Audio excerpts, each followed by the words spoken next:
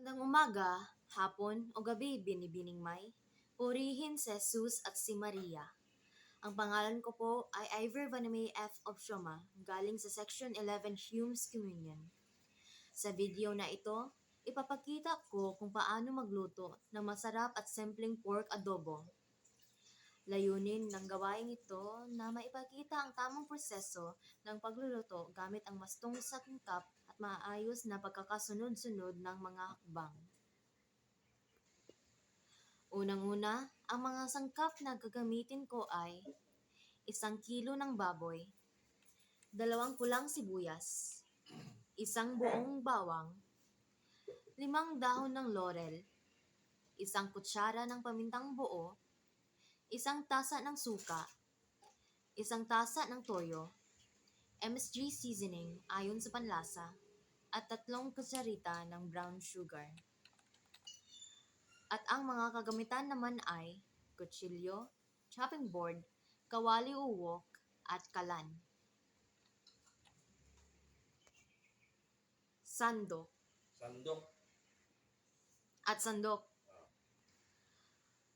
Umpisahan natin sa paghahanda ng mga sangkap. Inihanda ko ang 1 kilo ng baboy, pulang sibuyas, bawang, dahon ng laurel, pamintang buo, suka, toyo, MSG seasoning, at brown sugar. Mahalaga na maayos ang pagkakahanda ng mga sangkap upang mas maging masarap ang kalalabasan ng ulam. Pagkatapos, hinihiwa ko ang baboy sa tamang laki upang madaling maluto.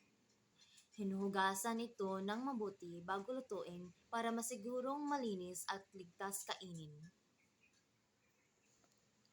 Kapag handa na ang lahat, sinisindihan ko ang kalan at inilalagay ang kawali. Ipinapasok ko ang baboy, nilalagyan ng tubig at asin, at hinayaang kumulo hanggang sa bahagyang maluto ang karne.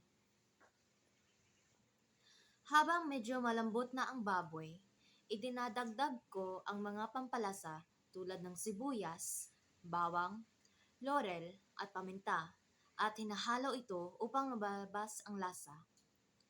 Sinusundan ito ng paglalagay ng MSG seasoning at brown sugar para sa balanse ng alat at tamis.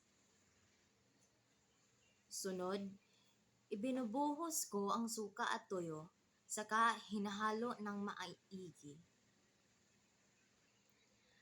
Dinadagdagan ko pa ng konting tubig at hinayaang kumulo ang adobo sa loob ng 25 minuto. Sa huling bahagi, hinahalo ko ang karne upang maging pantay ang kulay at masigurong nababalutan ng sarsa ang bawat piraso. At sa puntong ito, handa na ang ating pork adobo. Simple, malasang, at lutong bahay na lutong. Sa kabuuan, naging matagumpay ang gawain dahil natupad ang layunin na maipakita at maipaliwanag ng malinaw ang tamang proseso ng pagluluto ng pork adobo.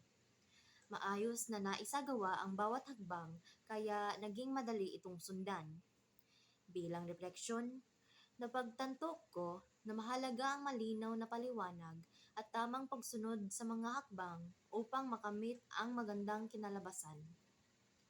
Ang naging resulta ng ulam ay masarap at nagpapakita ng maayos na pagsasagawa ng gawain.